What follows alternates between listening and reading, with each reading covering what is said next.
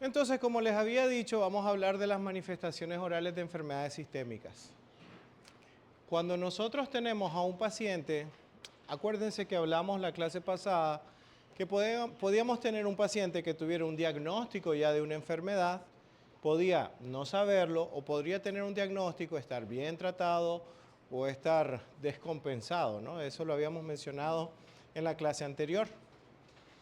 Como la boca y las mucosas, más que los dientes, son un reflejo del estado de salud general, los cambios orgánicos en múltiples sistemas van a terminar por producir algún cambio en las mucosas. Entonces, la revisión de las mucosas puede ser el primer cambio que nosotros notemos para poder detectar tempranamente enfermedades o hacerle ver al paciente que tiene una enfermedad sistémica.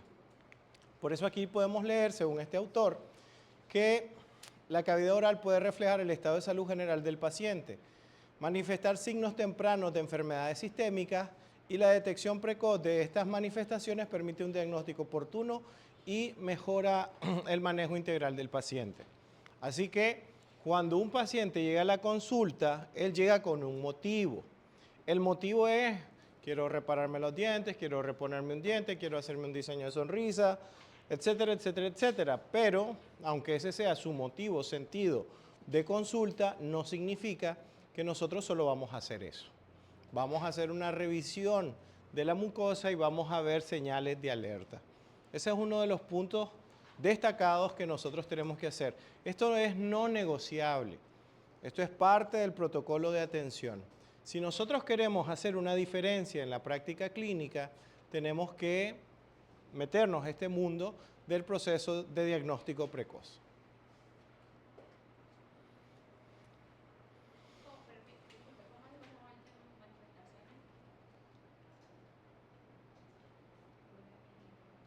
Es que la semana pasada dimos el temario de toda la clase por semanas y cosas así. Ok. ¿Qué ven en común en estos tres pacientes?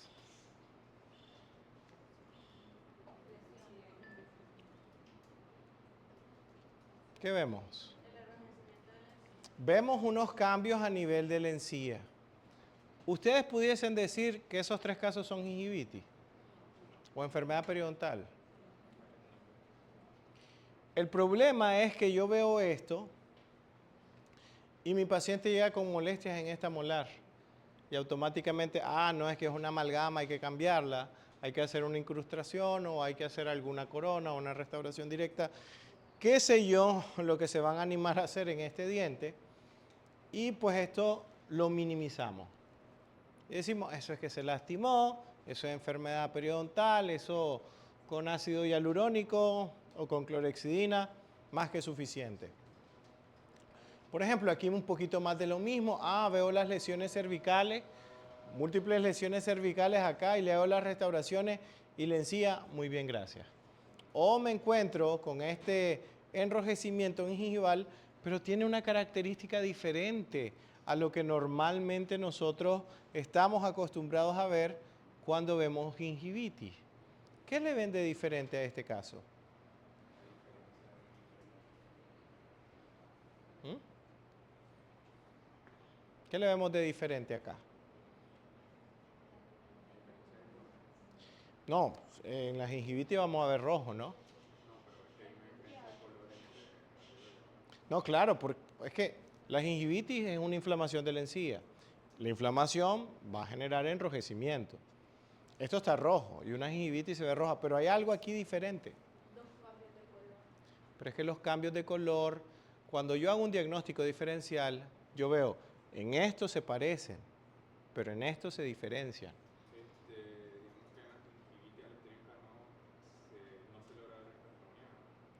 Sí, aquí no se ve el festoneado, pero ven otra cosa. La superficie se ve como una especie de graneado, que no es habitual en un proceso de gingivitis habitual. Entonces, y si a eso le sumo que el paciente no tiene placa o no tiene excesiva placa porque hice un índice de Oliari y me salió regular o bien, entonces yo ahí tengo que pensar que algo no está bien a nivel sistémico con este paciente. Y nosotros podemos pensar, bueno, la solución es aquí darle una mejor técnica de cepillado. Y podría ser, si un paciente tiene déficit de control de placa, mandar lo que sería una técnica de cepillado es altamente recomendable. Pero ¿qué tenemos que hacer aparte de mandarle la técnica de cepillado? Fundamental. Vemos estos cambios en la encía, vemos que hay acumulación de placa o tiene un índice de Oliari, pues, que no está dentro del rango saludable, y mandamos técnica de cepillado. ¿Qué tenemos que hacer después? Bueno, cepíllese así. Mira este video de 10 minutos, yo ya vengo.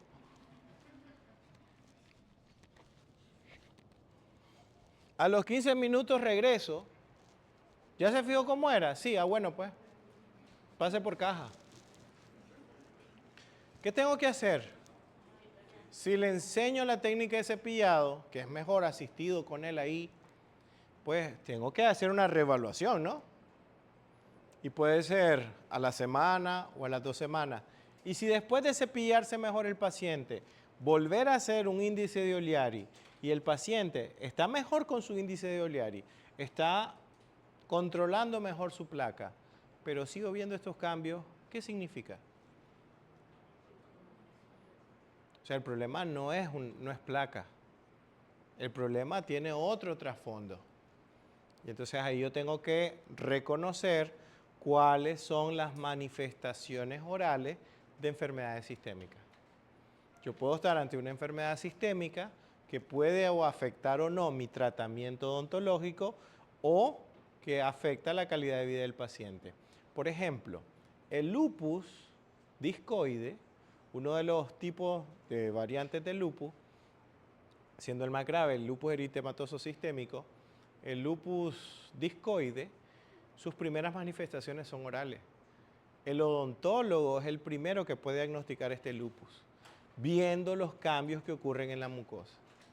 Entonces nosotros tenemos que, cuando notamos un cambio, no menospreciarlo, porque podemos estar ante el inicio de una enfermedad sistémica. Claro con este primer punto.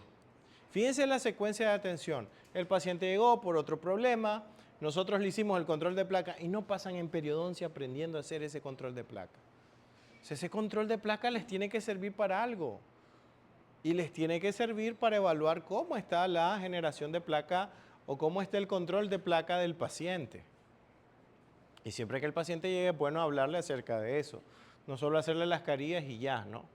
Sino que tenemos que procurar una salud oral integral. Entonces hay una de las enfermedades, por ejemplo, el lupus eritematoso sistémico, también conocido como el LES, que puede presentar úlceras orales recurrentes. Entonces, salud. Ya sabemos que una úlcera, ¿qué cosa es? Una úlcera es la pérdida de continuidad del epitelio.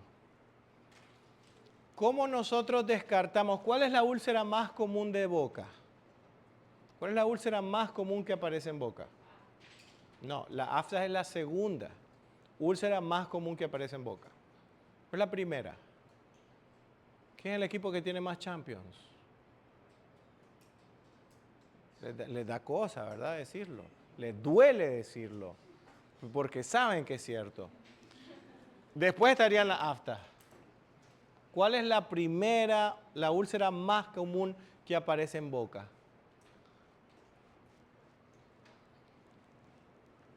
Usted tiene su novio y han pasado vacaciones. Usted no vive en Managua y usted estudia en Managua. Usted se fue a inicios de diciembre para su lugar. Matagalpa, Jinotega, Chinandega, qué sé yo dónde se fue. Y a usted no le iban a dar permiso de venir a verse con su novio. Y su novio no iba a tener el valor de ir a su casa a presentarse. Así son las cosas. Entonces, como usted no pudo ir a Managua y él no quiso ir a su casa a presentarse como un hombre de bien, entonces ustedes no se vieron todo diciembre y casi 20 días de enero. Entonces vienen a clase, a mediodía ya no hay clase y al fin se da ese reencuentro. Y cuando se ven, tienen muchos sentimientos acumulados, muchas cosas que no han hecho en ese tiempo. Y seguramente cuando se ven, y como está obviamente toda su producción hormonal a flor de piel, van a seguramente darse un efusivo. ¿Cómo? ¿Un efusivo qué? Beso. Sí. Y ese beso incluye mordida y todo. Y en eso, de tanto que tenían que expresar lo que sentían, terminan accidentalmente mordiéndole el labio al muchacho. ¿Qué úlcera se produjo? Que es la número 1 de las úlceras en boca. ¿Cómo se llama esa úlcera? Traumática. La úlcera traumática es la úlcera más común en boca. Viene este paciente, viene con estas lesiones cervicales no cariosas y me encuentro con una úlcera. ¿Qué le voy a preguntar al paciente? ¿Qué le pasó? No sé. No sé, de nada me salió.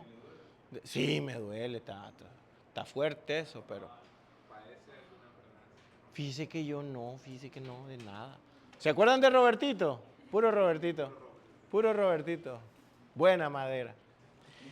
Entonces, ¿qué vamos a hacer ahí? Bueno, si es una úlcera traumática, sí o sí que tiene que haber un trauma, tuvo que haber algo que lo produjera. Si fuera una úlcera aftosa, puede aparecer de la nada, pero hay un punto. Aunque la úlcera traumática aguda duele y la úlcera aftosa duele, hay una diferencia. La úlcera traumática lo produce un trauma. La úlcera aftosa aparece por diferentes factores. Uno es el estrés, pero algo tiene la úlcera aftosa que va a desaparecer en 2 semanas, por sí sola, sin que yo haga nada. Va a desaparecer por sí sola. Por lo tanto, ustedes hacen el tratamiento de estas lesiones cervicales no cariosas y ¿qué tienen que hacer después? Pensando en la ulceración, que normalmente son en varios sitios. Por lo menos le aparecen unas 3. ¿Qué van a hacer después? ¿Cuál es su plan de tratamiento? Yo ya le hice las clases 5 y ya me canceló. ¿Y entonces? ¿Y esta úlcera qué? Entonces, yo tengo que hacerle una cita de reevaluación al paciente a los cuántos días. A las 2 semanas. 2 semanas es un tiempo prudencial. Si a las 2 semanas esa paciente regresa y aparecen otras úlceras, y esa úlcera que está ahí todavía, aunque pudo haber cicatrizado un poco porque le mandaron algo, pero no desapareció, ¿qué les está diciendo? Hombre, esto no es una úlcera aftosa. Esto es otra cosa. Entonces ahí tengo que pensar en enfermedades de origen inmunológico. Las enfermedades de origen inmunológico se clasifican en 3 categorías. Inmunológicamente yo puedo tener un exceso de respuesta. Por ejemplo, cuando tenemos la hipersensibilidad. Por ejemplo, cuando pasa la alergia. La alergia es un problema inmunológico donde hay una respuesta exagerada. Como la muchacha cuando encontró el muchacho. Ese beso fue exagerado. O sea, un besito y ya, ay amor, te extrañé, ay yo también, pum, ya, listo. Pero o sea, un beso apasionado como que si pasaron en ayunas 15 días. Sí. Entonces, la hipersensibilidad es una respuesta exagerada. Ese es un tipo de problema inmunológico. Hay otro problema inmunológico donde hay una baja respuesta, o sea, todo lo contrario, que lo producen, por ejemplo, enfermedades infecciosas virales como el VIH. Tengo afectación de los linfocitos CD4, mi respuesta inmunológica es deficiente, por lo tanto es más fácil que me enferme. Entonces ahí tengo exagerada respuesta inmunológica en la hipersensibilidad, tengo déficit de la respuesta inmunológica en el caso de las infecciones por VIH y luego tengo la tercera, que es esta. El lupus eritematoso sistémico se clasifica como un error de la respuesta inmune. Un error de la respuesta inmune. ¿En qué consiste? Ese es el tercero, el error. El primero era el exceso, el segundo era el déficit y el tercero Era el error. Entonces, ¿qué es lo que pasa? ¿Cuál es la etiopatogenia del lupus eritematoso? Mis células ya no reconocen entre lo que son lo propio de lo no propio. Imagínense que tengo un perrito ya viejito ya. 15 años tiene ese perrito de estar ahí. Ya está ciego está el perrito y ya no le sirve el olfato. Y a usted que la conoce desde chiquito, chiquita, ahora cuando usted llega a la casa lo quiere morder. ¿Qué no está haciendo el perro? No lo está reconociendo. Uno llega a la casa y si tiene un perro de mascota, ¿qué es lo que hace el perro cuando lo puede que no sepa quién es? Ya lo olió y ¿qué hace? Le mueve la cola y se le deshace en amor verdadero, no como el muchacho que no quiso ir a su lugar en ese mes y 15 días. Entonces, como no lo reconoce, lo ataca. Eso es lo que pasa con el lupus. El lupus eritematoso sistémico produce una respuesta al ADN celular. Comienza a decodificar el ADN, por ejemplo, de las células más sencillas, que son las células epiteliales. El lupus eritematoso sistémico inicia afectando piel y mucosa. Entonces vamos a ver afectaciones en piel y en mucosas. Luego va a ir afectando órganos conforme avanza. Si nosotros detectamos a tiempo el lupus eritematoso sistémico, por ejemplo, el paciente va a iniciar una terapia y su calidad de vida va a mejorar, porque la enfermedad se controla pero no se cura. Entonces la secuencia de este caso es, vemos un cambio, le damos una atención inicial bajo una premisa de un diagnóstico presuntivo, pasamos 2 semanas con tratamiento, no mejora, ¿y qué hacemos? Comenzamos a sospechar en otro tipo de enfermedades y comenzamos a hacer otras pruebas de laboratorio. ¿Qué es lo que estamos haciendo aquí? No estamos menospreciando un cambio en la mucosa, porque ya no es el comportamiento habitual. ¿Qué pasa muchísimas veces, desafortunadamente?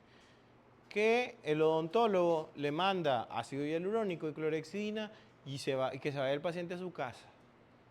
Y no le vuelve a reevaluar, no lo vuelve a ver, no vuelve a estar en contacto con el paciente. Esa es una de las formas responsables de manejar el caso. ¿Cuál sería la segunda forma responsable? El paciente llega a la segunda cita 2 semanas después, las úlceras siguen ahí y usted dice, no sé qué hacer. Y como usted es humilde y no sabe qué hacer, refiéralo donde alguien que pueda manejarlo. Porque como a usted le encanta hacer caría y eso es lo que hace, o restauraciones estéticas premium, clase 5, estética, entonces usted refiera al paciente. Pero no lo deje así, no lo deje así. Ok. Entonces, el lupus eritematoso sistémico puede presentar úlceras orales recurrentes. Otro de los signos que nos va a llamar la atención es la serostomía. En úlceras aftosas y en úlceras traumáticas, el paciente tiene un buen flujo salival. Así que cuando el paciente llega a la consulta, algo que les puede dar una sospecha adicional de que hay lupus es que ustedes le hagan una prueba de resistencia salival. Hagan una prueba de resistencia salival. Hagan una prueba de resistencia salival. ¿Y cómo se hace esa vaina? Fácil. Usted va a adquirir algo carísimo que venden en el depósito, que es un vasito desechable. Usted se lo va a dar al paciente y usted va a hacer un procedimiento complicadísimo, que es agarrar su reloj, o su smartwatch, o su smartphone, o el reloj que sirva de la clínica. Y usted le va a decir al paciente, cuando ya empiece el minuto 0, usted le dice, mire, procura escupir en el vasito. Me va a producir toda la saliva que pueda en 5 minutos. Mientras el paciente está escupiendo, usted le dice, mire, no escupa cada rato, mejor que tenga algo de saliva y comience a escupirlo en el vasito. Usted va a ir a buscar una jeringa estéril de unos 5 cc y cuando el paciente cumpla con los 5 minutos, usted agarra ese vasito y usted succiona, por decir, o mide la saliva producida. ¿Cuánto es la cantidad de saliva que debe producir este paciente? Entre 4, 4.5, 5 o más cc de saliva. Si le llenó, rebalsó el vaso, qué bueno. Pero el paciente, si ya tiene por lo menos 4 cc, estamos bien. Pero usted le midió y tenía 12C.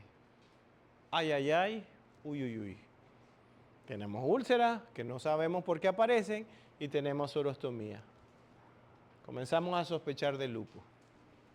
Son cositas fáciles que podemos hacer en la consulta, que muchos clínicos no manejan, pero la adhesión la manejo así. Qué bueno. Usted tiene también que manejar esta parte. Esto es debido a una disfunción glandular salival porque hay una relación entre las células epiteliales y las células glandulares. Y aquí nos vamos a regresar a esto, embriología, bucodental. Porque cada clase que vemos nos aporta algo para poder comprender la serie de fenómenos que ocurren en esto. ¿Qué relación guarda las células epiteliales, por ejemplo, de la encía, con las células de los acinos glandulares? Doctor, ¿y por qué fíjese que no estoy produciendo saliva? Ah, no sé, vamos a preguntarle a ChatGPT juntos, a ver.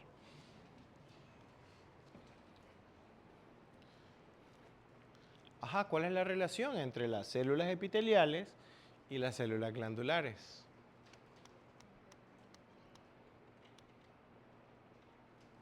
¿Qué relación tiene usted con su primo o prima? O sea, no piensen mal, ¿verdad? ¿Qué relación tienen ustedes con su primo o prima? ¿Qué son ustedes? ¿Y por qué son familia? Ve Mario, ve Rodolfo, ve Marian, ¿por qué somos familia nosotros? Ajá. ¿Por qué somos familia?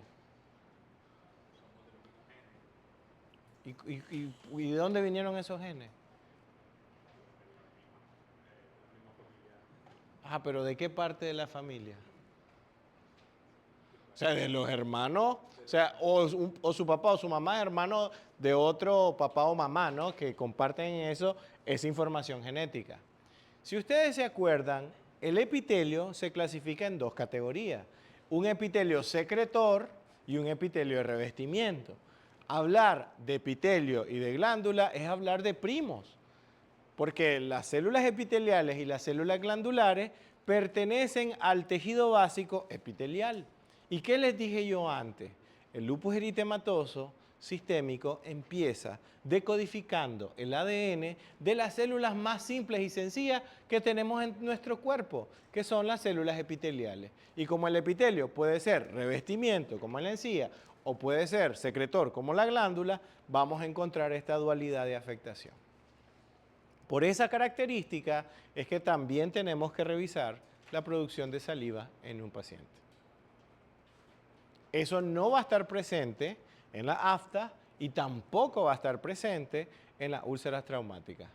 ¿De acuerdo? ¿Anotado? Sí, ok. Esperemos en Dios primero.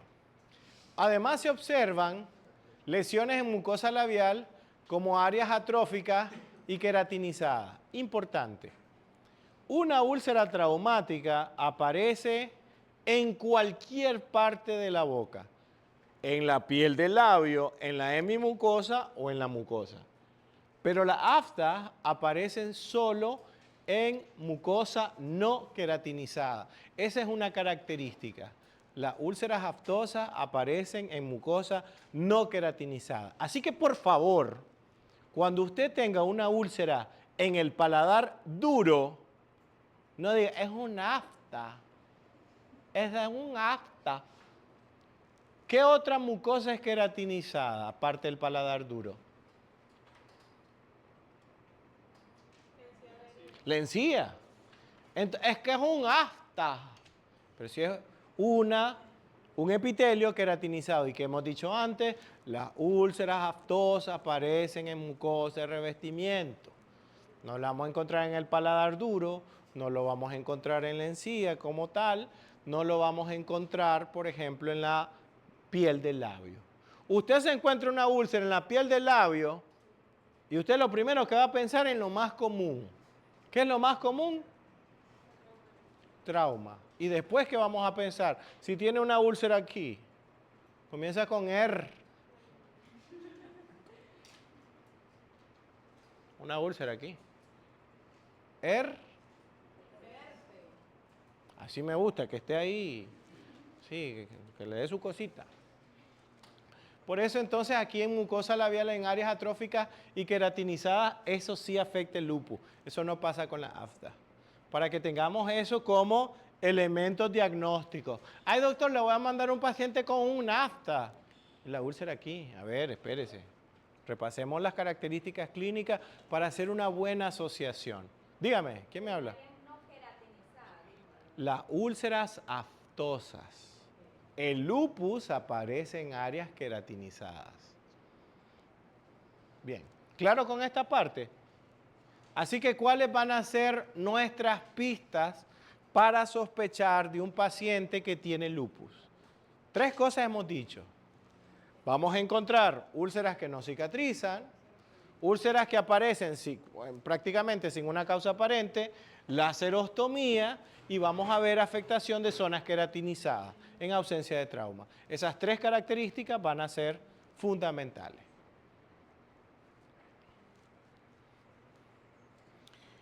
¿Qué vamos a encontrar? Estos pacientes van a tener, por ejemplo, fragilidad en la mucosa. ¿Qué significa esto? Por ejemplo, nuestro paciente le podemos preguntar en la historia algunas pistas que nos puede dar el paciente. Y es como, mire, usted últimamente ha cambiado sus hábitos alimenticios, ha cambiado su dieta. ¿En qué sentido? Mire, por ejemplo, ¿está comiendo ahora más cosas suaves? Sí, ¿y por qué? Es que fíjese que cuando mastico cosas duras me queda doliendo la encía. Entonces usted le puede decir al paciente, por ejemplo, si te comes o si se come una manzana te molesta porque es algo fibroso, ¿no? Y el paciente dice, sí, no, eso no lo puedo comer así porque me termina lastimando. No puedo comerme mis chips, no puedo comerme mi chicharroncito, no puedo comerme cosas duras porque me termina generando molestia, me lastima la encía. Entonces ahí nos habla un poco, ¿no?, de la fragilidad de la mucosa. ¿Cuáles son los diagnósticos diferenciales que nosotros vamos a tener en consideración ya acotando esas características? Un líquen plano, recuerden que el líquen plano es categorizado como una lesión potencialmente maligna. Hay muchos pacientes que hoy en día desarrollan líquen plano, sobre todo son hombres ya de la tercera edad. Y cuando tenemos líquen, pues obviamente hay que abordarlo pronto porque el líquen sin tratamiento a lo largo del tiempo puede evolucionar a un carcinoma. También podemos tener pénfigo cicatrizal, que es otra enfermedad inmunológica. También tenemos el pénfigo buloso. Podemos tener enfermedades de inmunoglobulina A, el pénfigo clásico, o podemos tener alteraciones de tejido conectivo mixto, como un mixoma no odontogénico. Estos serían los diagnósticos diferenciales en función de ¿qué? De las características que hemos mencionado antes. Bien acotado. ¿Y por qué tenemos que tener diagnósticos diferenciales? Porque estas enfermedades se pueden parecer a otras. Puede ser lupus, puede ser líquen, puede ser cualquiera de estas otras enfermedades. Para que hagamos un buen diagnóstico. ¿Y esto por qué es importante? Porque si yo sospecho de lupus y no estoy seguro que sea, ¿mi tratamiento cómo va a ser? ¿Correcto o incorrecto? Incorrecto. Entonces, ¿qué es lo que viene ahora? Un proceso donde terminemos diagnosticando la enfermedad del paciente. Entonces, hay que decirle al paciente, mire, esto hay que prestarle atención. Esto no es solamente pues, un pequeño problema en la encía y ya. No se va a solucionar comprando un cepillo nuevo y comprándose una pasta nueva o un enjuague o un colutorio. Porque cuando llega el paciente a la consulta, él no tiene idea de esto y nosotros tenemos que hacer el trabajo de educarlo. Luego tenemos otra enfermedad autoinmune, por ejemplo, el síndrome de Sjögren. El síndrome de Sjögren va a estar acompañado, por ejemplo, de serostomía severa. ¿Qué cosa es una serostomía severa? Un paciente que produce menos de 12 cc por cada prueba. Hay pacientes que llegan a 0.5. O sea, son pacientes que nosotros le podemos preguntar, Por ejemplo, le cuesta comer ahora. Por ejemplo, una galleta María, si usted se la come, se le queda pegada en el paladar. O siente que la comida se le queda pegada en el paladar. Sí, sí, el paciente dice eso o dice como que se siente con esa resequedad bucal y demás, entonces nosotros vamos a tener ahí esa característica. Con la serostomía se va a incrementar el riesgo de caries, sobre todo en pacientes ya de la tercera edad. ¿Cuándo es el mayor riesgo de caries que tiene un paciente? Dígame un rango de edad donde haya más posibilidad de desarrollar caries. Más o menos. ¿En qué edades es más propenso que un paciente desarrolle caries?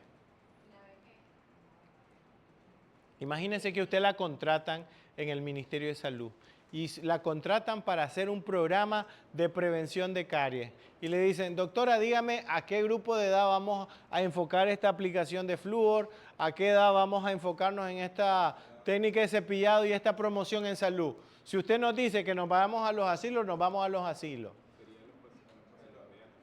Ok, tenemos pacientes pediátricos, en dentición primaria, mixta o combinada, y los pacientes que tienen una dentición permanente joven.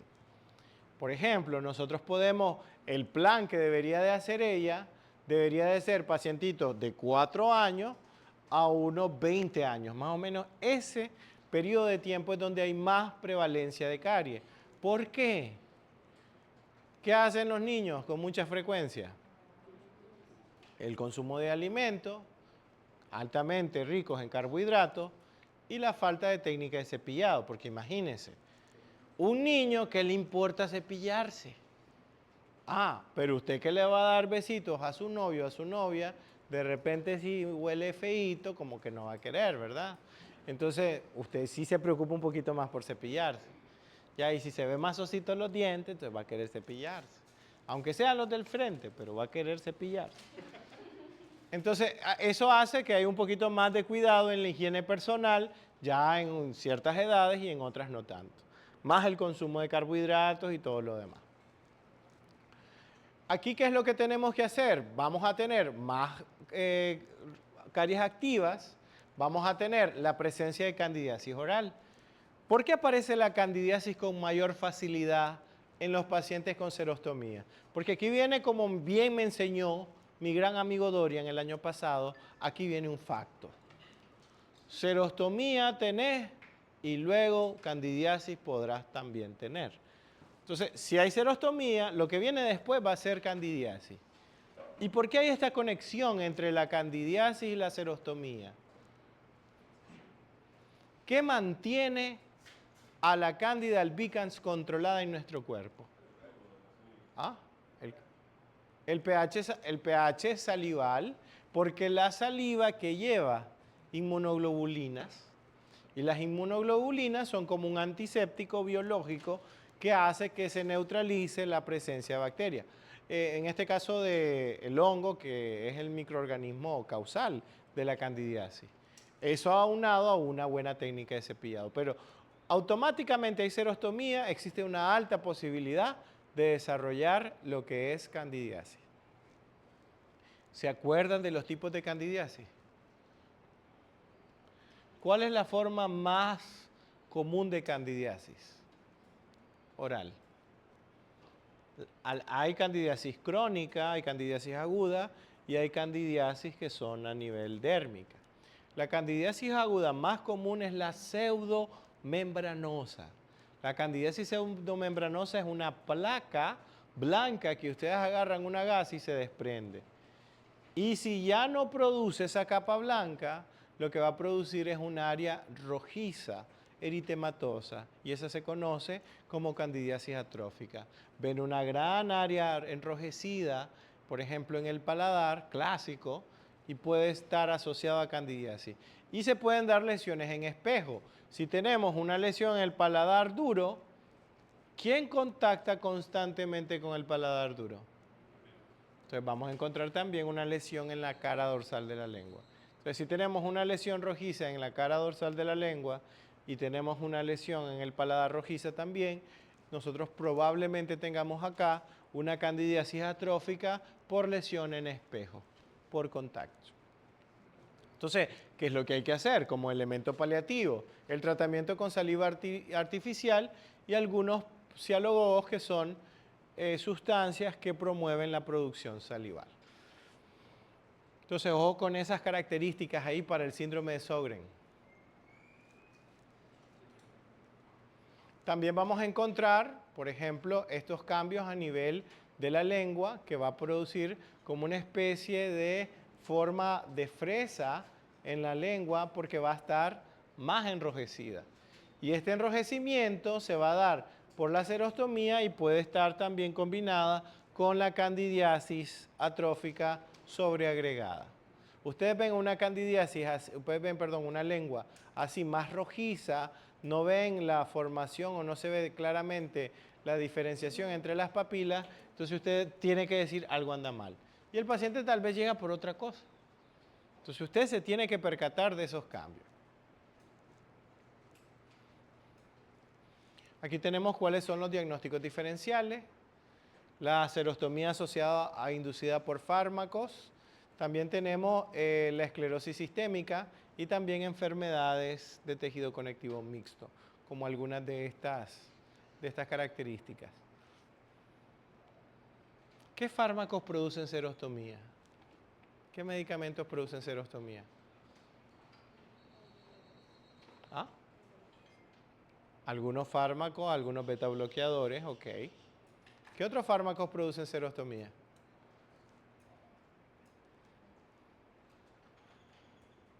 Porque cuando usted llena la historia clínica, usted le pregunta al paciente qué medicamentos está consumiendo y usted dice, eureka, aquí hay su detalle.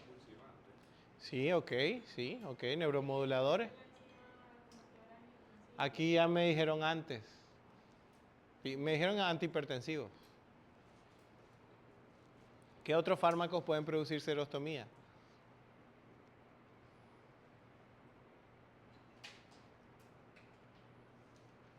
Los antipsicóticos, por ejemplo, los pacientes que tienen depresión, que están tomando medicamentos para ese tipo de condición psiquiátrica, también van a tener esa característica. Luego tenemos lo que es la esclerosis sistémica o la esclerodermia. Vamos a encontrar microstomía o limitación en la apertura bucal, muy parecido a ¿cómo se llama cuando un paciente no puede hacer una apertura bucal completa? Parecido al trismo. Las lesiones gingivales son no tan marcadas como en el síndrome de Sjögren o en el lupus eritematoso sistémico y se caracteriza por palidez en las encías. Vamos a encontrar encías más pálidas. ¿Qué enfermedad va a producir encías pálidas? También. Porque son pocas las enfermedades que tienen un signo patognomónico. ¿Se acuerdan qué cosa es un signo patognomónico?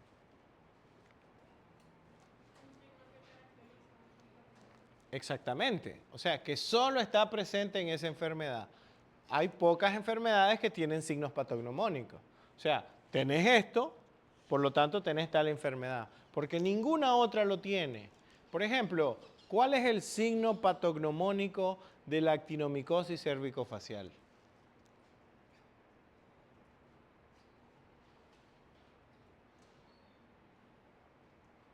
No sé, yo me sé los componentes del adhesivo. Pregúnteme, el fotoactivador. Ajá. ¿Cuál es el signo patognomónico de la actinomicosis cervicofacial? Que solo esa enfermedad lo tiene. Le voy a dar una pista. Eso que tiene la actinomicosis cervicofacial huele mal como a huevos podridos. Que solo lo tiene la actinomicosis cervicofacial.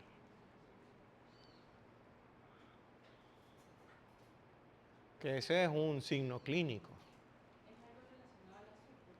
Los gránulos de azufre, muy bien, excelente. Los gránulos de azufre solo lo tiene la actinomicosis cervicofacial. ¿Se encuentra gránulos de azufre? Como dice Leonardo DiCaprio, eso es actinomicosis cervicofacial. Hay signos patognomónicos clínicos, pero también hay signos patognomónicos histológicos, por ejemplo. Hay una enfermedad que encontramos un patrón de células solo en ella. Por ejemplo, las células de Rett-Steinberg, que solo aparecen en el linfoma. Entonces, son pocas las enfermedades que tienen características únicas. Por eso es que tenemos que manejar los diagnósticos diferenciales. Regresemos a las encías pálidas. ¿Qué enfermedades producen encías pálidas? ¿O qué otra enfermedad, aparte de la esclerodermia, produce encías pálidas? Exactamente. Entonces, tenemos que descartar también el paciente con anemia. Y poder hacer este descarte es un poquito más fácil a través de una biometría hemática. ¿Y qué me voy a fijar en mi examen de laboratorio para diagnosticar una anemia? ¿En qué me fijo para determinar si mi paciente tiene anemia o no? ¿Cuáles? ¿Será? Los glóbulos rojos, los hematíes o los eritrocitos. ¿A cuál de esos tres? Pero si las tres son la misma cosa.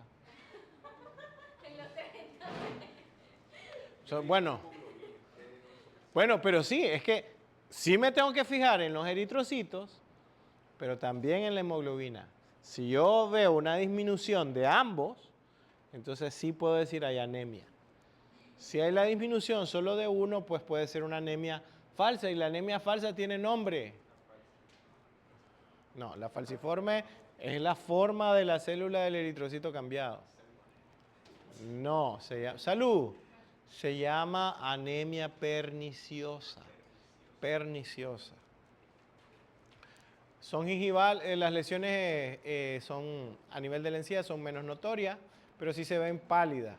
Hay recesión gingival y hay también mayor evidencia de periodontitis. Mayor riesgo de erosión dental porque obviamente quedan expuestos los cuellos de los dientes y obviamente el avance de la enfermedad periodontal. Sobre todo en los dientes anteroinferiores donde pues le pega un poquito más este tipo de cambio. Entonces aquí tenemos algunos diagnósticos diferenciales. La epidermólisis bullosa, que es otra enfermedad autoinmune, que esta epidermólisis bullosa es también conocida como la enfermedad de los pacientes con piel de mariposa. Es una enfermedad más rara, un poco más rara. No, la enfermedad de piel de mariposa que genera fragilidad de la piel es otra. Ahí podemos encontrar laceraciones y demás. Lo que pasa en el lupus eritematoso sistémico es que se produce, pero es en el rostro, pero no es que la piel se vuelva tan frágil como en esta enfermedad. Usted puede buscar en YouTube el fin de semana, si tiene un par de horitas libres y usted quiere aprovechar para aprender cositas nuevas, búsquese el documental El niño con piel de mariposa. Va a llorar si tiene sentimientos, si no, pues si usted es gore, pues no le va a dar nada, pero podrían verlo. Y también podemos encontrar algún tipo de lisis proteínica. Luego tenemos otras enfermedades como la leucemia. Dígame. ¿Y eso también se podrían ver en encía pálida? ¿En qué? En la leucemia. Lo que pasa es que como hay un engrosamiento de la encía, al ser más gruesa, a menos de que haya sobreagregado problema gingival, pues la vamos a ver roja, pero sí podemos verlo un poco más rosa pálida, por decirlo de alguna manera. Entonces aquí vamos a tener hiperplasia gingival, sangrado espontáneo por el agrandamiento de la encía. Vamos a encontrar petequias. ¿Qué es una petequia? Un punto. O sea, espérenme.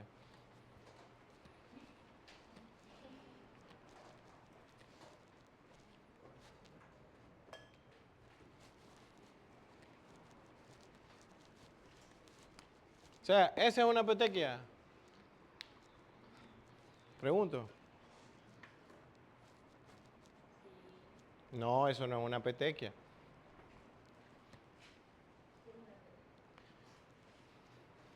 Bueno, podemos decir que las petequias son microhemorragias. ¿Y cuál es su tamaño? cercano a 1 milímetro, o sea, son bien pequeñitas. Ya la equimosis ya son un poco más grandes, de unos más o menos 5 milímetros. Son un poco más grandes. El tamaño es lo que cambia, o sea, esto que al final vendrían a hacer. Hay presencia de microhemorragia, es una de las cosas que nosotros podemos señalar ahí. Presencia de microhemorragias.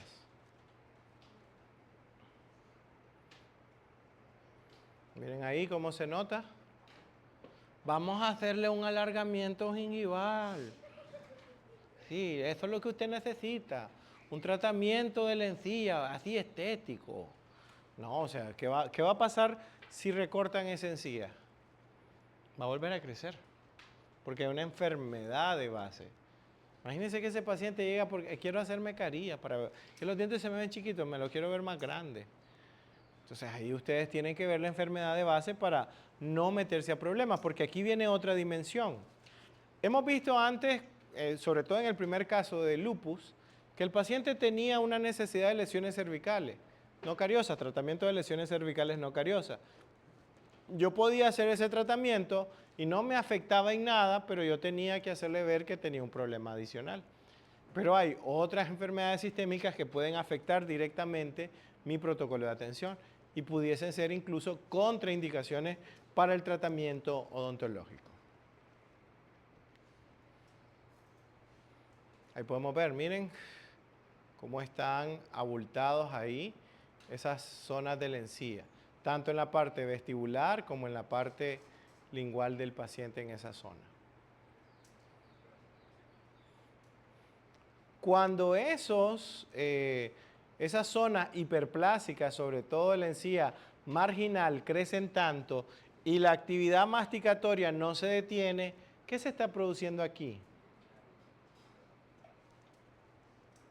Cuando hay una extravasación de sangre un poco mayor a una equimosis, ¿qué se produce?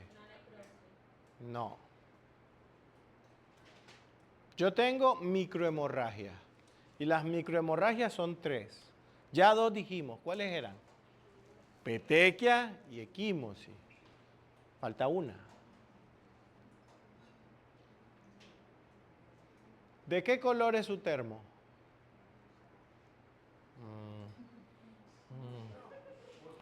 Ah, púrpura es la otra, muy bien. ¿Sabe qué? ¿Eso de quién es? Esa panita. ¿Esa panita de qué color es? Esa sí es púrpura, ok. Sí, púrpura y morado es lo mismo.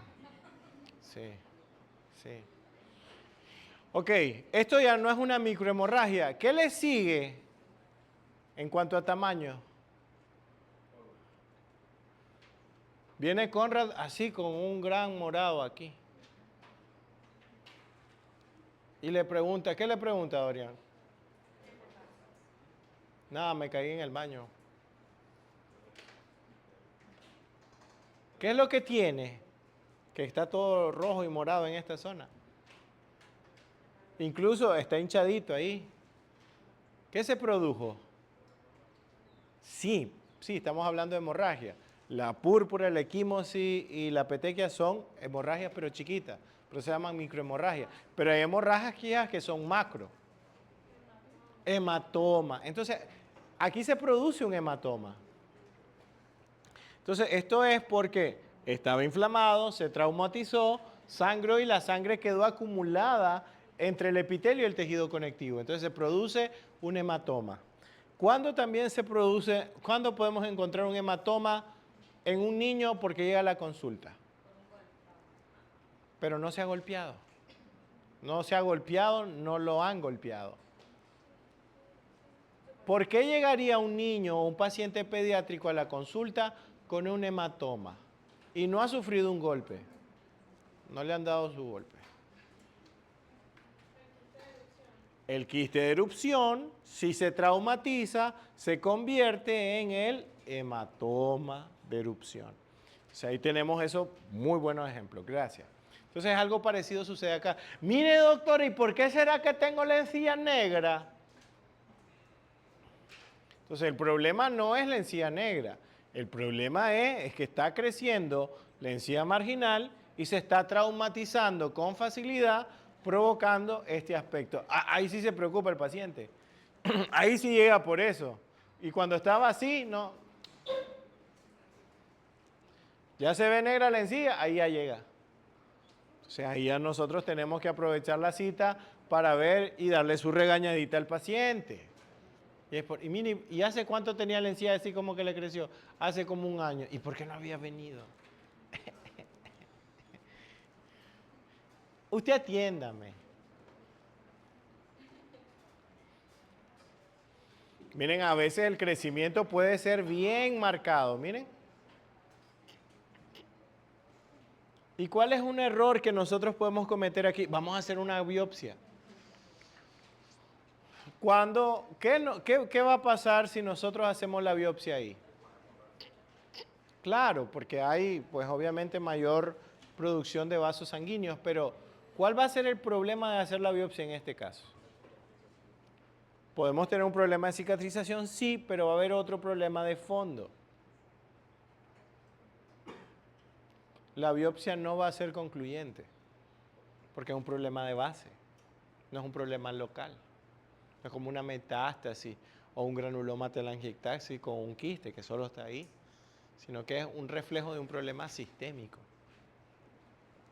¿De dónde se originan las células hematológicas? ¿De dónde se originan las células hematológicas? Ajá, o de la sangre, pues. ¿Cuál es su origen? Las células hematopoyéticas, ¿dónde se forman?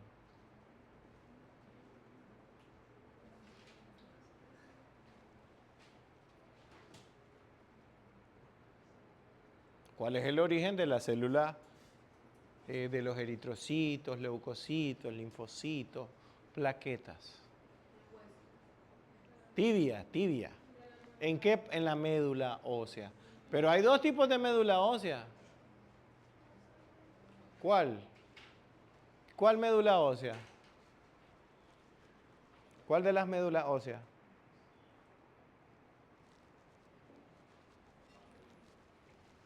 Ajá. ¿De qué color es el Borussia Dortmund, su uniforme local?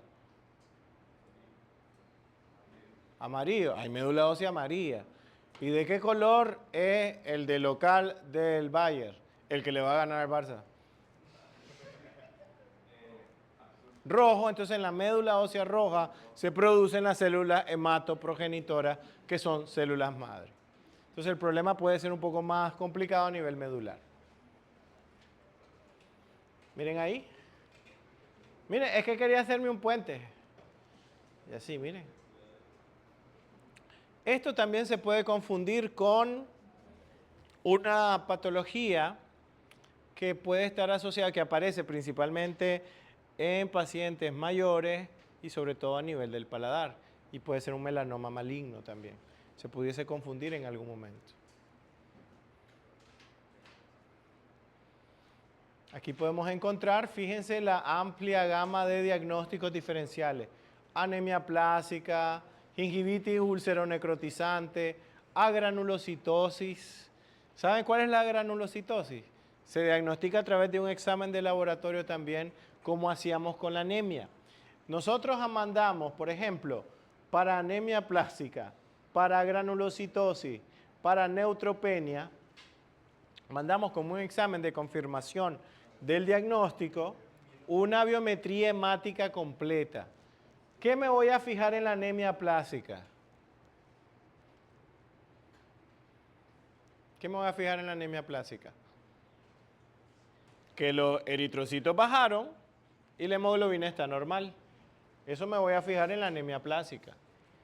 En la granulocitosis, ¿en qué me voy a fijar en el estudio? Ahí en el laboratorio no me dice si tiene o no tiene granulocitosis. Es que no le va a decir, usted lo tiene que interpretar.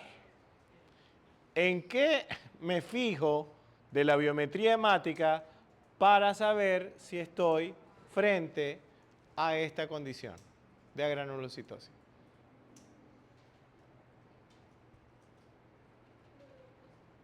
Que me salen un montón de cosas ahí en la biometría. Y le dice el paciente, léame este estudio. Que usted se lo comienza a leer literal. No, no es eso, interprételo. Me voy a fijar en los... ¿Cuáles son los agranulocitos? O los granulocitos, pues. Entonces me voy a fijar en la serie blanca. Y en la neutropenia, en la parte de los neutrófilos. Entonces yo me fijo en cada una de esas secciones para poder determinar ese tipo de condición. Después tenemos la anemia. ¿Cuántas anemias yo puedo reconocer en la consulta? ¿Cuáles son o cuántos son los tipos de anemia que puedo reconocer en la consulta? Hemos hablado de dos. Hemos hablado de dos. ¿Cuál fue la que les dije yo que era la falsa? Que no es su ex. Anemia perniciosa. ¿Cuál fue la anemia que usted mencionó? La de célula falciforme. Ese es el nombre. Que en vez de tener forma como... ¿Qué forma tiene el eritrocito?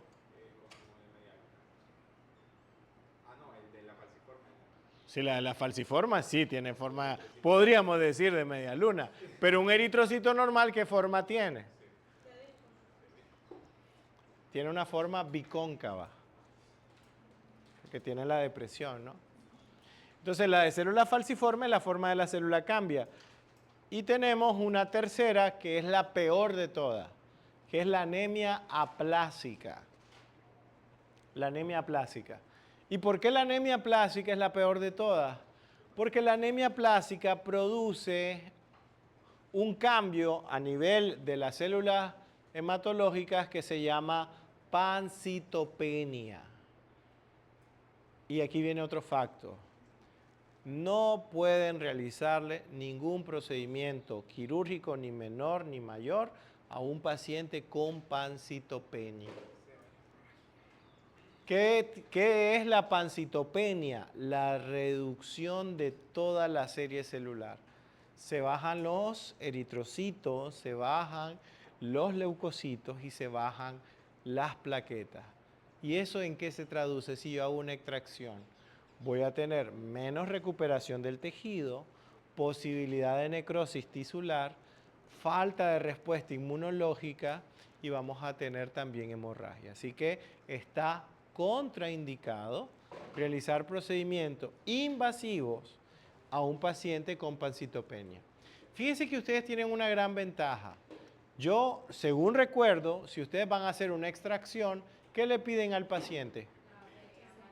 La biometría hemática completa y un examen de glicemia, ¿no? Entonces, ustedes aprovechen mucho su examen de los valores hematológicos para ir detectando los problemas ahí del paciente. Seguramente, si ustedes ya le han dicho, si ven una bajada de eritrocitos, si ven una bajada de leucocitos o ven una bajada de plaquetas, seguramente no lo atienden.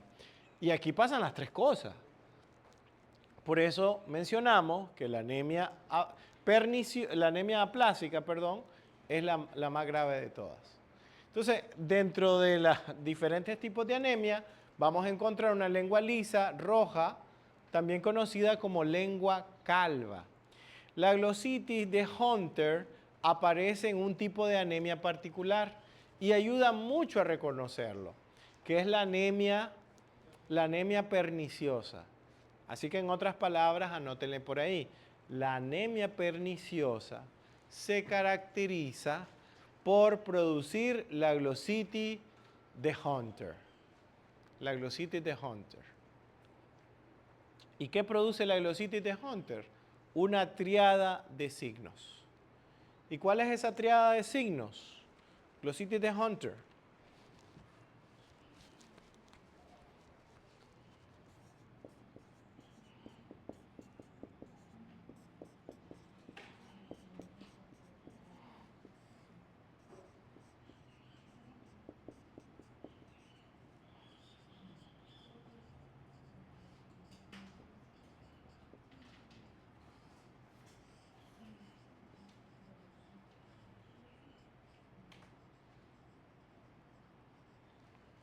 Esas tres cosas va a producir la glositis de Hunter. Glositis, glosodinia y glosopirosis. ¿Qué es la glositis? La inflamación, salud de la lengua. La glosodinia va a ser una sensación de dolor constante en la lengua. Y la glosopirosis es como una sensación de quemazón en la lengua. Dígame.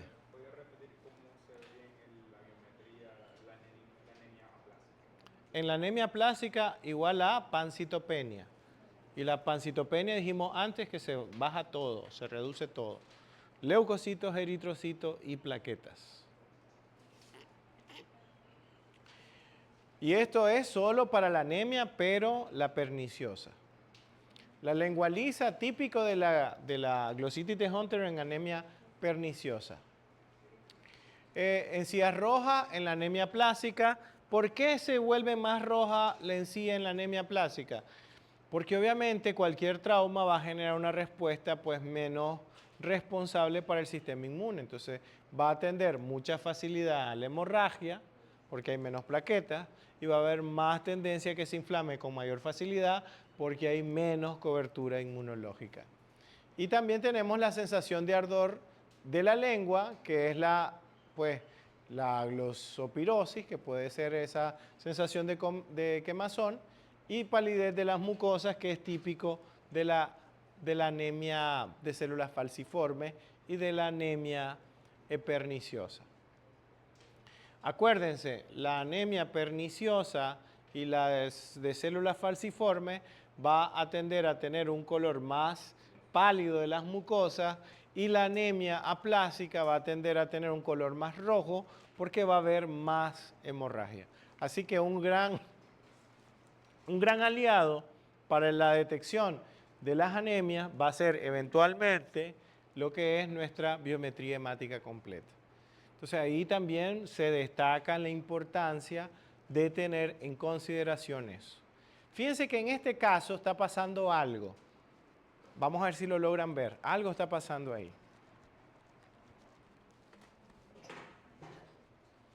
Que también me tiene que llamar la atención.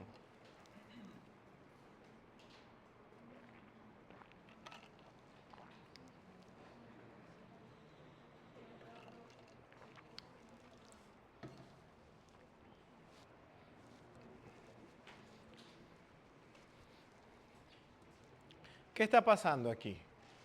Vamos a ver si tienen ese ojo clínico bien entrenadito.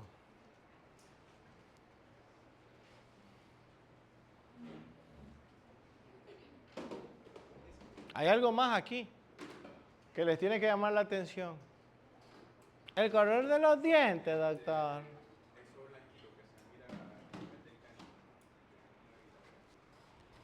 Para que no nos perdamos, espérenme.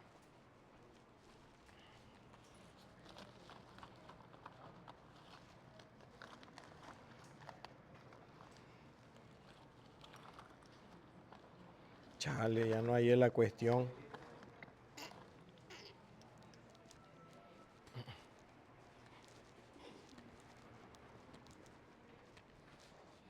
En el puntito, ahí en el circulito. Eso es el flash de la cámara, señor. Ah, estas pigmentaciones. Pues estamos jugando ahí, ok. Estas sí. Esas pigmentaciones oscuras nos tienen que llamar la atención, porque los cambios de pigmentación pueden ser o una mácula melanótica, o puede ser una melanosis, o un melanoma maligno. ¿Esto es blanco? Esto es el flash, esto es descamación. Esto es flash, esto es descamación.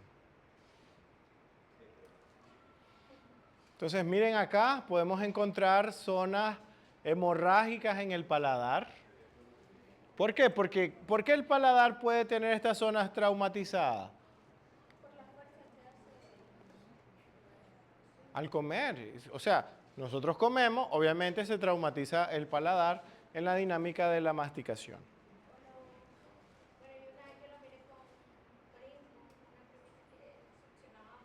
O una parafunción, estoy de acuerdo. Una parafunción. Les voy a contar una historia. Les voy a contar una historia. Tiene una gran ventaja no tener ceguera clínica. Pero cuando uno está en el ámbito de las lesiones orales, a veces uno cae en un error. Y a mí me pasó. Y fue que llegó una pacientita adolescente a la consulta que tenía una laceración en el paladar. Y yo tenía un sesgo. Esto se los cuento como un error que yo cometí para que ustedes no lo cometan. Y fíjense que no es muy común, yo no tengo ningún problema con eso, no es muy común que alguien diga, me equivoqué. Porque la gran mayoría, yo nunca me equivoco porque soy perfecto, a la par me ponen a Dios y estamos igual. No, o sea, hay que ser humilde. Yo había tenido varios casos muy parecidos a este y la dinámica era casi el mismo. Antes de ver a esta muchacha, lo vamos a dejar aparte.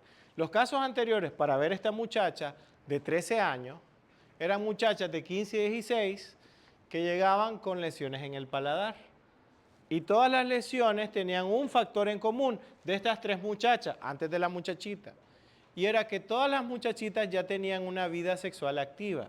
Y todas habían tenido prácticas sexuales poco ortodoxas. ¿Sí reconocen qué es lo que les digo cuando les digo prácticas sexuales poco ortodoxas? Entonces, llega esta pacientita, en ese caso, estos tres casos, estábamos viendo una condición que se llama felatio y cunilingus, que tiene que ver con esa palabra, esa frase que está formando por dos palabras, que una empieza con S y la otra con no, ahí se los dejo. Y cuando llega esta pacientita, digo yo, qué barbaridad, esta muchachita, a sus 13 años, ya empezó en este mundo. Entonces yo ya estaba con esa percepción alterada. Y entonces cuando yo estoy conversando con la niña y tengo a la mamá ahí, que hiper, ultra, súper incómodo, de preguntarle que si ya tenía novio. Y me dijo que no. Y yo, no se llamaba Maritza, pero suponiendo, Maritzita, no me mintas. ¿Tenés o no tenés novio? No, no tengo novio. Pero es que eso no te va a parecer así de la nada. Algo tuviste que haber hecho para que te pasara eso. Porque le juro que el aspecto que tenía es muy, muy parecido a los casos de felatio y cunilingos que he visto antes. Yo estaba encerrado, aferrado a eso. Yo estaba ahí, yo le voy a sacar la verdad a la Maritza. Sí, y sí, exacto. Yo se los reconozco, fue un error. Y entonces, pero es que mira, no me explico yo. ¿Cómo vas a tener eso? En el paladar duro. Y entonces ya en ese momento de frustración y tensión, la muchacha se sintió bastante mal y me dijo, ¿y no será por el bombón? Y me quedo yo. Si este fuera un bombón, ¿dónde te lo comes? Y ¡pum! Se lo pone específicamente donde está en la zona. Y la mamá en ese momento recuerda, es que es cierto, fue a una piñata y le regalaron como 20 bombones. Y la Maritza los agarró de tarea. Y entonces dije yo, errare humane es. Tenés razón, Maritza, eso fue. Por eso sí, discúlpame. ¿Cómo dice? Claro, sí. Pero yo les conté el contexto.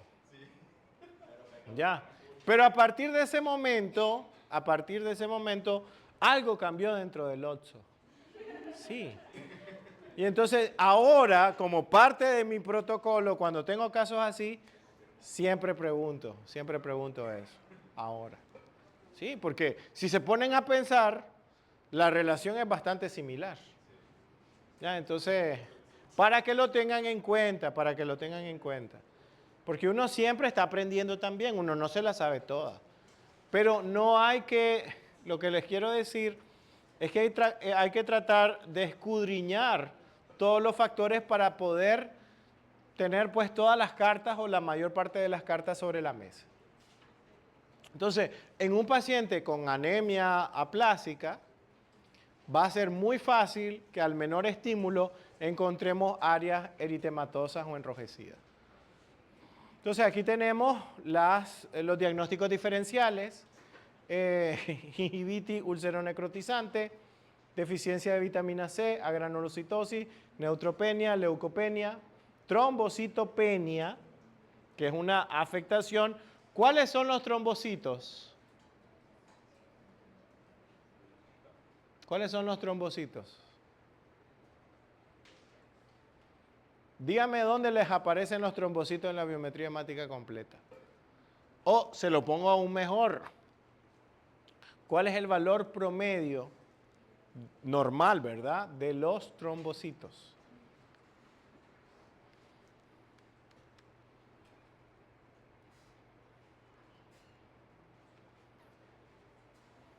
Por ejemplo, si le salen 750,000, ¿está bien o está mal en trombocitos? Dorian, cuando usted revisa un examen de la biometría hemática completa, dígame 3 cosas que usted de cajón revisa, de todos los valores que le salen ahí. Yo tengo fe en usted que le va a pegar al que ando buscando. ¿Qué fue lo último que dijo? ¿Y cuánto sería un valor de plaquetas normales? O sea, un valor que por lo menos ande entre 350,000. Entonces, esos son los trombocitos. Las plaquetas. Los trombocitos son las plaquetas. Y la mononucleosis infecciosa, también, ¿cómo se le conoce? ¿Cuál es el nombre coloquial que le dan a la mononucleosis infecciosa? Ajá. Elevada, también es un problema. No, si los leucocitos se elevan es porque hay un proceso inflamatorio o infeccioso crónico, o agudo, dependiendo. Hay que ver la parte clínica. Si los trombocitos aumentan, también es un problema porque la calidad de las plaquetas es baja. Muchas células de un tipo afectan la calidad y obviamente la función de esa célula. Sí, porque las plaquetas forman el tapón plaquetario para evitar la hemorragia. Pero una cosa son las plaquetas y otra cosa es la cascada de la coagulación. Una cosa son células, otra cosa son sustancias que ocurren dentro de la dinámica del flujo de la sangre. ¿Cómo se le llama a la mononucleosis también infecciosa? ¿Cuál es el nombre coloquial? ¿La cómo? La que le dio el novio cuando vino del mes. Sí, la enfermedad del beso.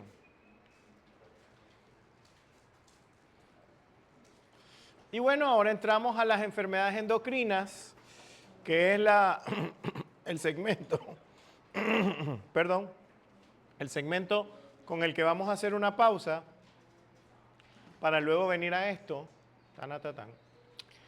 Y bueno, en diabetes vamos a encontrar una mayor susceptibilidad a enfermedad periodontal, porque vamos a tener serostomía. ¿En qué otras enfermedades habíamos hablado de la serostomía? En lupus y en anemia hablamos de serostomía. Sjögren. Vamos a tener serostomía y candidiasis. Acuérdense que aquí yo les dije algo. Si hay serostomía, va a haber candidiasis tarde o temprano. Y vamos a tener retrasos de la cicatrización a las heridas bucales. Eventualmente, si tenemos un paciente con diabetes no muy bien tratada, ¿cuál es el pronóstico para la parte de protésica? ¿Cómo es el pronóstico para la parte protésica en un paciente diabético? Imagínense un paciente diabético que le faltan los 4 incisivos centrales y laterales, superiores, y tiene los 2 caninos. ¿Cuál es el riesgo de atender a un paciente diabético no controlado para confeccionarle esta prótesis fija? Bueno, la serostomía, pero estamos hablando ahorita el pronóstico de la parte protésica. Tengo un paciente diabético no controlado, ¿qué le va a pasar? No se va a adaptar bien o sea, para poder hacer una prótesis, el paciente tiene que estar sano periodontalmente. Entonces, ¿qué puede pasar? Puede fracasar por la enfermedad periodontal que va a ir avanzando y que va a generar movilidad en los dientes tarde o temprano. Entonces, no va a haber un buen pronóstico porque le puede durar la prótesis 1 o 2 años, pero luego la va a terminar perdiendo. Es mejor controlar su diabetes y luego iniciar la terapia, aun cuando hagamos un removible, pues, porque al final los dientes van a terminar siendo afectados. Y la historia con los implantes no es muy diferente. Salud. ¿Saben cuál es la expectativa de fracaso de un implante en un paciente diabético? Sano. O sea, perdón, un paciente diabético controlado. ¿Saben cuál es la expectativa? Si en el primer año, o sea, en el primer año pueden pasar dos cosas, o se mantiene el implante o fracasa. Un paciente diabético controlado que pasa un año con su implante estable va a durar mucho tiempo, mientras mantenga estable su diabetes. Pero también el primer año puede fracasar. Por lo tanto, en un paciente diabético que le colocan un implante, lo más conveniente es no colocarle carga hasta que pase un año. Porque en ese año puede fracasar o puede estabilizarse. ¡Qué barbaridad! ¡Qué barbaridad! También podemos encontrar, miren, esta recesión marcada entre los dientes, lo que va a exponer pues lo que es las raíces. Y pues obviamente va a agravar el problema, no soy yo.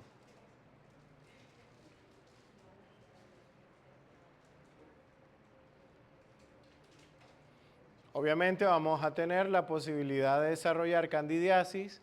Esta es la candidiasis pseudomembranosa. Cuando nos encontremos estas placas blancas, la regla que vamos a seguir es que, ¿qué vamos a tomar? Una gasa limpia y seca y vamos a frotar sobre la superficie. Y si se desprende y nos queda una superficie roja sobre ello, vamos a tener, sospechamos de una candidiasis pseudomembranosa. ¿Cuál es el tratamiento de una candidiasis? ¿Cómo tratamos la candidiasis? Si queremos que se agrave, sí. ¿Cuál es el tratamiento de la candidiasis?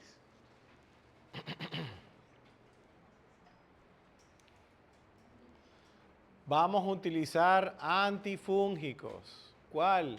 La nistatina. La nistatina en suspensión de 10.000, 15.000 o 25.000 unidades internacionales. Nistatina.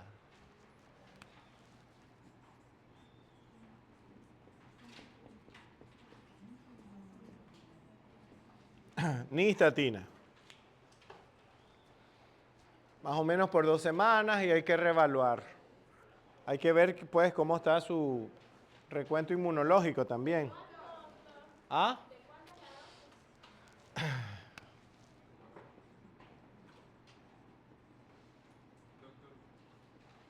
Espérame. No. El metronidazol es un antibacteriano y un antiprotozoario. Sirve para giardiasis o amebiasis, o sea, parásitos. Y bacterias, pero solo bacterias anaerobias gram negativas. Por lo tanto, el metronidazol nada le va a hacer a la cándida. Es como que en su casa, en una bodega, usted tenga una plaga de ratas y usted lleve como un plaguicida para cucarachas. Nada le van a hacer a los ratones. Listo.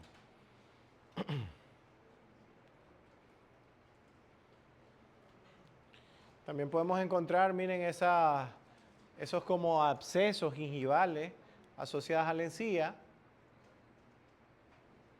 Y pues obviamente podemos tener también esas hiperplasias gingivales inflamatorias producto de la baja respuesta inmunológica. Importante cuando tenemos pacientes diabéticos, Si ya tenemos un diagnóstico del paciente diabético, aunque esto lo vamos a profundizar en el tema del manejo del paciente diabético, es paciente diabético, tenemos que mandarle un examen particular y es la hemoglobina glicosilada. Para que cuando tengan un paciente que les declara que es diabético, entonces ustedes piensan en mandarle no glicemia en ayuna, sino hemoglobina glicosilada. Si tiene... ¿Ah? Podemos ver la evolución a lo largo de aproximadamente 3 meses atrás de la evolución de su enfermedad. Podemos ver si los valores que tenemos son consistentes. Una glicemia en ayuna se puede modificar si el paciente pasa un periodo de ayuna largo. Si el paciente ayuna un par de días, sus niveles de glucosa van a estar más bajos.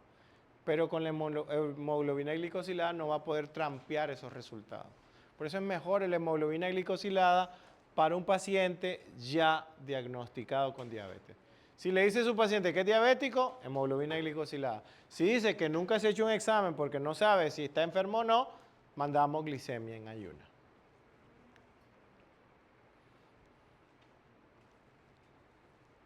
Y pues el riesgo de factor, los factores de riesgo, pues más que todo lo tienen resumidos aquí en este cuadro.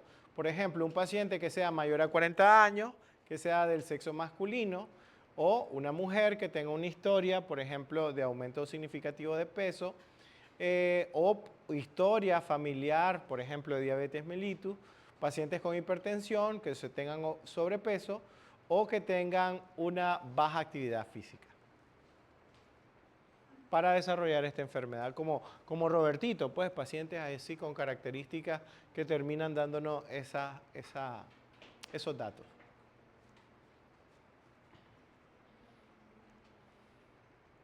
Okay, aquí ya lo habíamos visto esto. Importante en los pacientes con diabetes enfatizar en la fisioterapia oral, que en este caso es, ustedes sí o sí le tienen que enseñar a su paciente diabético a hacer un buen control de placa. Va a ser una gran herramienta, un gran aliado para mantener su salud periodontal y evitar el avance del deterioro periodontal.